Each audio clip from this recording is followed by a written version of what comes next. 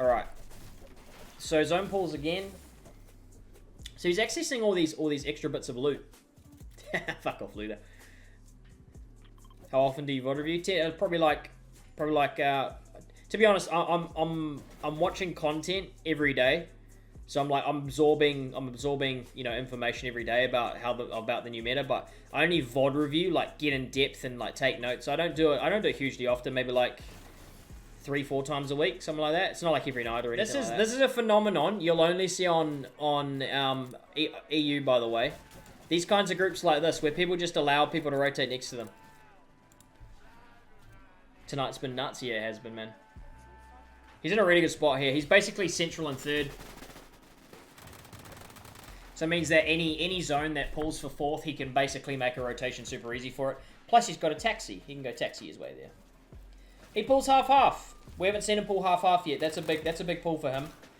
Not having to use his mats in this scenario, because this is a stacked game. 47 alive and in a solo lobby like this is fucking stacked, man. Not having to use these mats here is huge. Because we saw how much we've seen how much he's had to rely on that refresh the last couple of games. You don't want to have to rely on a refresh if you don't have to, but he's really had to rely on it. Wonder if he's on surge for moving. Moving zone surge in solos tends to be pretty mild. You don't use, unless it's pulling back over like substantial hard mat old builds, you very rarely get hit by it. Most people really struggle with second moving in solos because they aren't aggro enough for their refresh after first moving, and they full tap first moving, use all of their mats, and they really struggle to rotate, and generally you fall below 30 players in second moving anyway. Pulls first moving too, far out. He gets two god. He gets 3 god zones. He pulled third, pulled fourth, pulled half, and now he's pulled first moving. 4 in a row.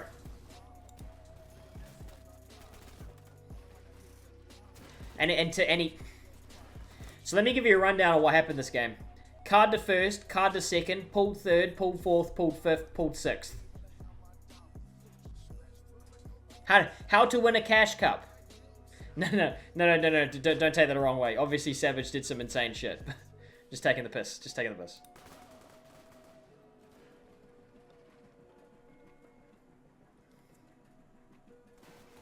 Bro, I don't know what MrSavage fans are like, but when I take the piss out of Fresh and the twins, holy fuck, it's scary. I gotta lock my doors twice every night.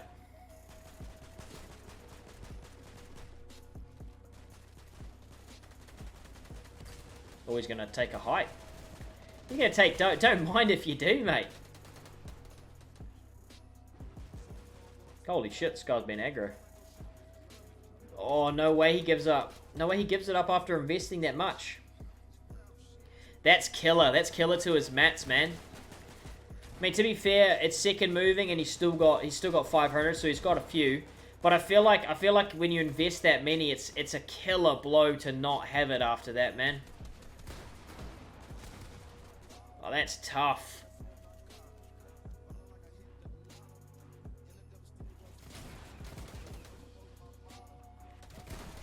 Having to go right up the middle on these zones too is so bad. Like, because he had no control over where he was positioned after that movement. Because if he goes to take height, you generally look to take height from central, because you sort of very rarely do you see people trying to take height from, you know, edge positions, because you want to be as far ahead as possible. He was central. As he lost it, he was still central. And as he's moving through the... How the fuck did I slide like that? As he's moving through these coming zones, he's also going to be central. So he's forced to build more than he would if he was playing edge. And we've seen him consistently play edge through late games here, so it's not something he wants to be doing. God shot. Holy shit.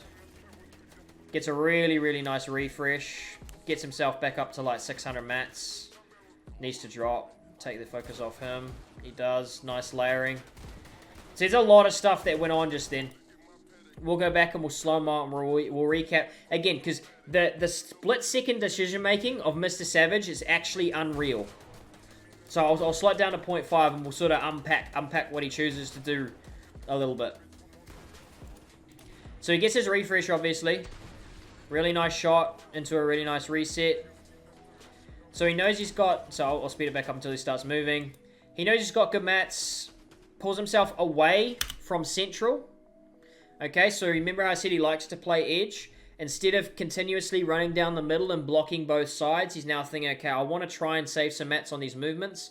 I'm going to wrap around the edge, and also, if you look down fuck, I'm acting like you can see where I'm pointing.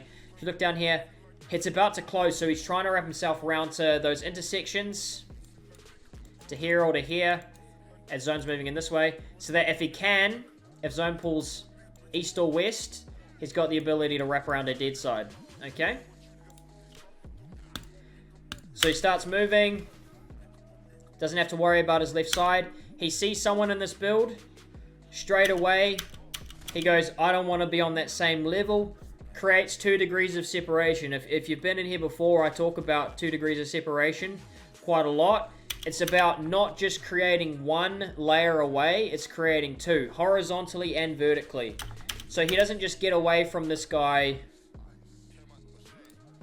by sitting up here, on this box here. He's like, fuck that, and he goes 1 further in.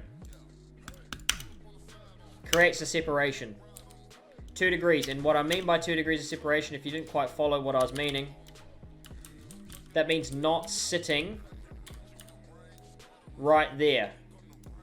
If he sits here, Emo can still mess with him. If he's created these 2 degrees of separation, so he's gone 1 up horizontally, sorry, 1 up vertically, and then 1 across horizontally. 2 degrees of separation. So a lot of really fantastic decisions being made in split seconds. And that's why this guy's so good. Holy shit, he's unreal, man. He doesn't get the kill there because he misses his shots, but that's fine. His reaction to zone there, his dropping, unreal. He wants to set himself up ahead of zone so that he can look to find his refreshes early, essentially like that, right? If he looks to set up ahead of time, it's going to be much easier for him. Gets the kill. Jesus Christ, this kid's insane. You see how he's taking pieces before he's even entering areas? Making sure that if someone's in his area, he's got the pieces.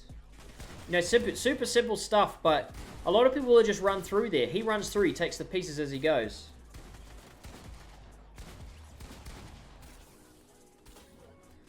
Gets a little refresh from that. Pulls hard north again.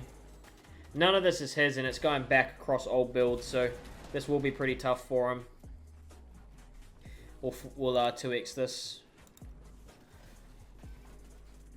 So at this stage, it's all about having 1 kill. If he finds 1 kill here, he can win this game. And the reason being is I call it the snowball effect. You find 1 kill. If you've got 0 mats, you now have siphon mats.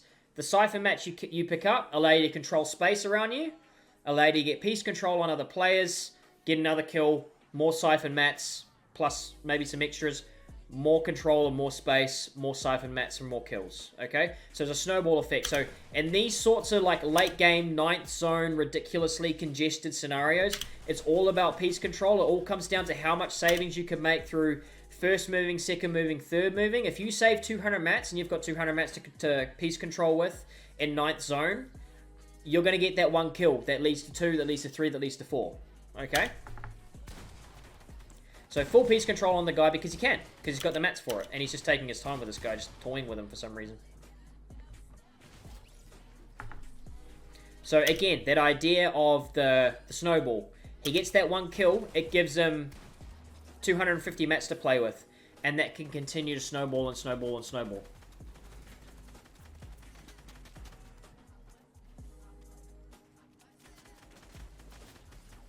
Ooh, takes a hard beam now. Not really toying, just playing safe. Yeah, I know that.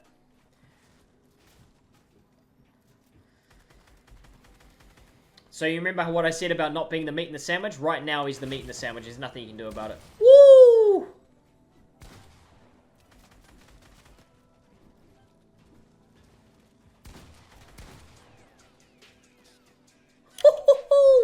What a finish, bro. Holy shit. This kid's nuts. The split-second decision-making, man. It's unreal.